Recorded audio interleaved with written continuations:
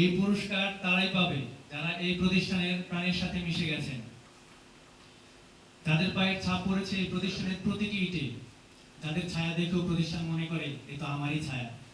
হ্যাঁ, যারা এই প্রতিষ্ঠানে পার করেছেন দীর্ঘ এক যুগ, আমি তাদের নাম ঘোষণা করার জন্য বিনীতভাবে আহ্বান করছি আমাদের আজকের অনুষ্ঠানের সম্মানিত প্রধান অতিথি ডক্টর রুমা আক্তার ম্যামকে।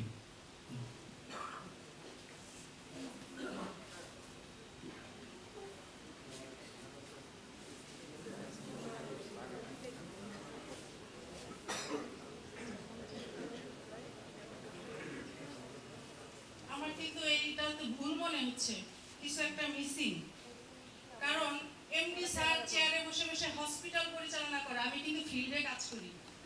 সোনোলজিতে এখানে কিন্তু আমার নাম থাকার কথা ছিল, ঠিক আছে? এবং মজিদের যদি হয় 12 বছর 25 দিন, আমার হচ্ছে 12 বছর 3 মাস, কারণ আমি পরিকল্পনার দিন থেকে আসছি, ঠিক আছে? তা আমাকে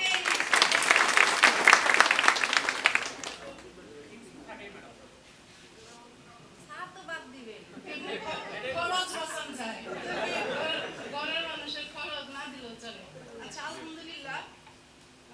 আসলে এদের নাম নিতে গেলে আসলে অনেকটা আবেগও কাজ করে আমার, যে এরা আমার বড় ভাই, ছোট ভাই মনে করতে পারি আমি। কারণ আপনার স্যার একটু আগে যেটা বললো যে দিক নির্দেশনা দিতে যে অনেক সময় অনেক ধরনের মিসবিহেভের শিকার হয়েছে, অনেক রকম শাসনের শিকার হয়েছে, আর আপনার স্যারের স্পেশাল গালিগালাজটা আছে, তারপরে ওরা আমাদের সাথে ছিল।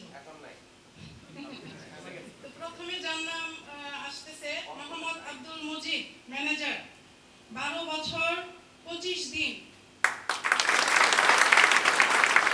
মার্কেটিং বিভাগে আছে মোহাম্মদ আব্দুল লতিফ, সহকারী ম্যানেজার, 12 বছর 1 মাস।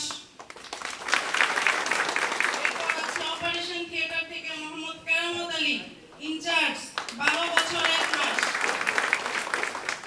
আরেকজন মানুষ আমাদের সাথে আছে প্রথম থেকে, যার কেরামতের নাম বলতে যে আমার তার কথা মনে পড়লো, নির্ণয় বিশ্বাস স্যার। নির্ণয় বিশ্বাস স্যার, আমরা যখন ডেকোরেশনের কাজ করি তখন স্যার আমাদের হসপিটাল দেখতে এসে বলছিল, তোমরা আমাকে একটা রুম ঠিক করে দাও, আমি রোগী দেখা শুরু করে দিই। তো স্যার উপস্থিত নাই, কিন্তু স্যারকে আমি আজকে স্মরণ করছি, কারণ ওই সময়টা ধরে স্যারও আমাদের সাথে আছে 12টা বছর ধরে স্যার। তো সবাইকে ধন্যবাদ।